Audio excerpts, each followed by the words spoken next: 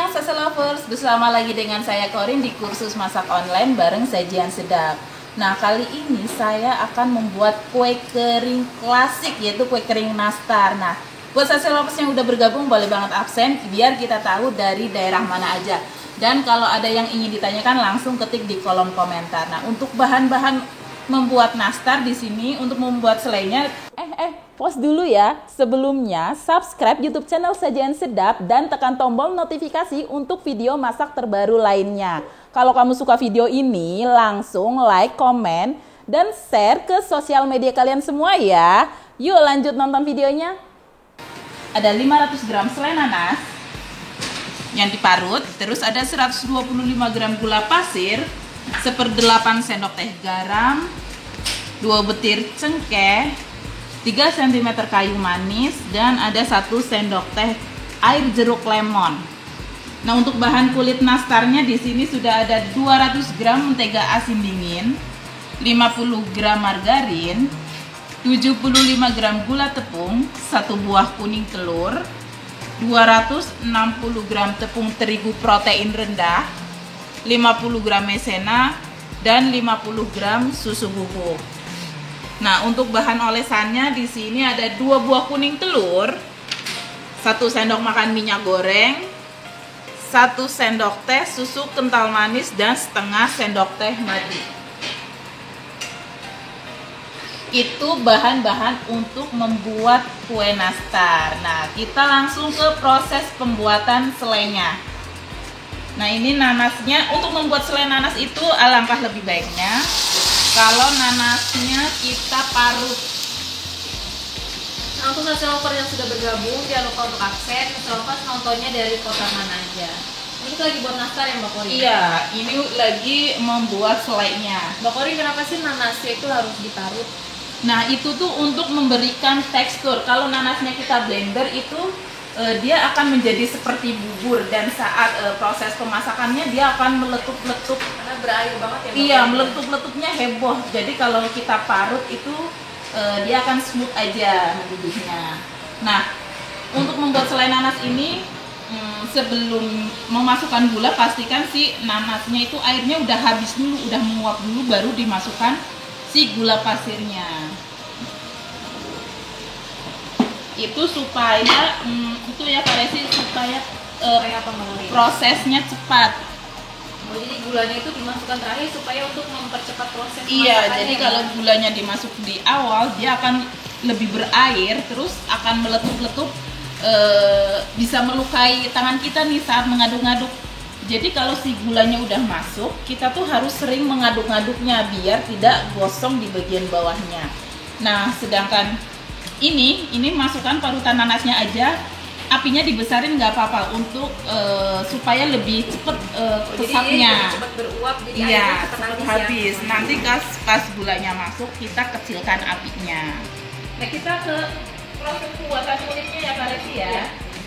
Mbak Corin ada yang nanya nih Mbak Corin, kalau misalnya ada juicer ekstraktor boleh menggunakannya untuk memarut nanas, tapi hanya ampasnya saja yang diambil, itu bisa nggak Mbak Corin? Tidak disarankan ya, soalnya Sari-sarinya hilang. sari-sarinya hilang, jadi rasanya nanti nggak ada asam dan manisnya. Nah, untuk membuat selai nanas ini sebaiknya menggunakan selai yang manis tapi tidak terlalu berair nih Kak Resi. Misalnya ini nanas Palembang, nanas Blitar, ataupun nanas Bogor Kak Resi. Nah, itu mungkin itu kalau misalnya Sasa Lovers mau pilih nanas untuk selai nastar ya, untuk selai ya Mbak Corin. Iya. Ini sudah ada yang bergabung, ada dari Jayapura hadir, Taiwan juga hadir. Halo Mbak Corin, Sabah, Malaysia juga hadir. Halo semua. Ada dari Malang, Sorong, dari Inga juga dari Cengkareng hadir. Halo Sasa Lovers. Nah, ini mentega, margarin, dan gula tepungnya kita kocok menjadi satu. Oh ya Kak Resi, untuk membuat selai nanasnya itu jangan pilih yang terlalu tua, karena nanti diparutnya akan susah, karena itu kan sudah terus lembek, teksturnya lembek, terus banyak airnya. Jadi sebaiknya menggunakan nanas yang setengah tua, jadi dia masih keras, kandungan airnya nggak terlalu banyak, jadi lebih enak saat diparut. Nah, kita kocok dulu margarin, mentega, dan gula tepungnya. Ini sudah hadir dari Semarang, Siantar, Sumatera Utara hadir, Medan juga hadir, Naka, dan Depok juga hadir. Halo semua. Nah, ini dikocok dengan kecepatan tinggi.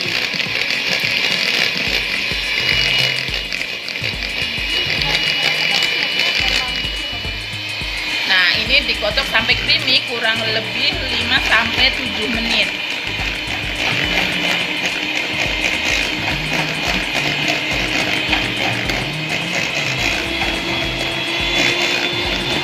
Nah, kue nastar ini kue klasik banget ya Kak Resti ya. Jadi ini perpaduan rasa manis dan asam dari si selai nanasnya.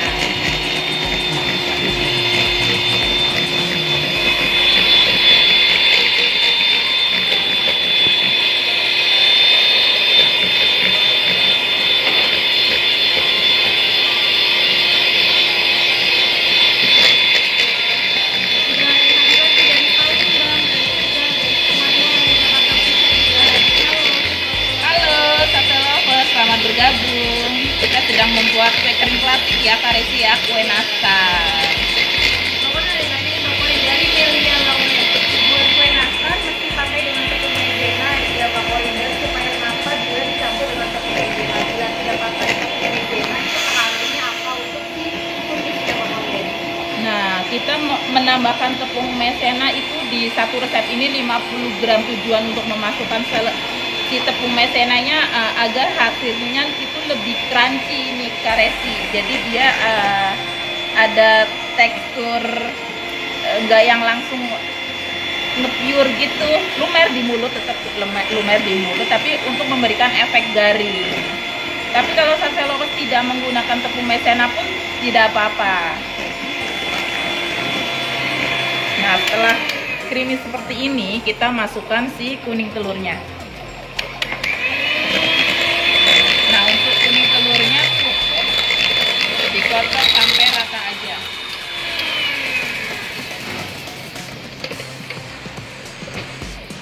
Sudah ada yang bergabung lagi Mbak Korin, ada dari Malang, dari Ambon, ada dari Kendari. Halo Malang hadir, Mbak Jambi juga hadir, dan Semarang juga hadir. Halo, nah ini untuk membuat aneka kue kering kita menggunakannya tepung terigu protein rendah agar hasilnya lebih garing.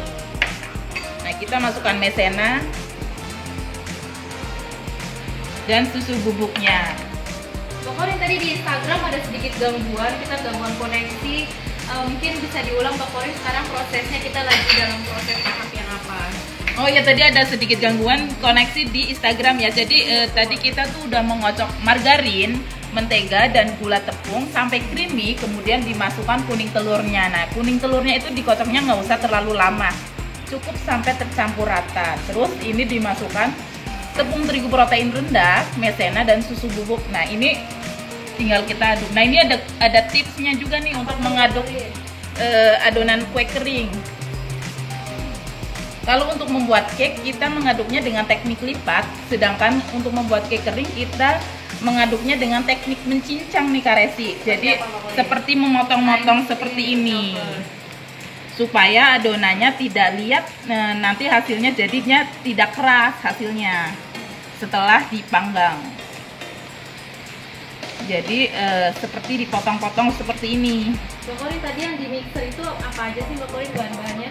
Nah, tadi yang di mixer kita menggunakan 200 gram mentega asin, 50 gram margarin, dan 75 gram gula tepung. Dari Melia Lauren. Oke, terima kasih jawabannya Mbak Korin. Sama-sama. Ini ada pertanyaan lagi, kok kuning telurnya ikut dikocok dengan kecepatan tinggi walaupun cukup sampai rata aja Mbak Korin? Ya, kecepatan rendah pun tak apa-apa ya, tadi biar lebih cepat aja. Nah, buat Sase Lovers jangan malu bertanya, karena nanti akan sesat saat pembuatan ya Kak Resti ya. Dan ini ada yang nanya lagi nih Mbak Korin, kalau mentega, telur, keju, dan susu di mixer langsung itu ada pengaruhnya nggak sih Mbak untuk adonan nastarnya? Ada pengaruhnya apa enggak? Ada ya Kak Resi ya. Jadi dia nanti si kuning telurnya akan matang Di awal ya. di awal, iya, karena terlalu melalui banyak proses pengadukan. Nah, untuk Satelovers yang baru bergabung, jangan lupa Satelovers untuk absen. Kalian nontonnya dari mana aja? Dan kalau ada yang mau ditanyain, boleh banget langsung aja tulis di kolom komentar. Kali ini kita sedang membuat nastar. Nastar.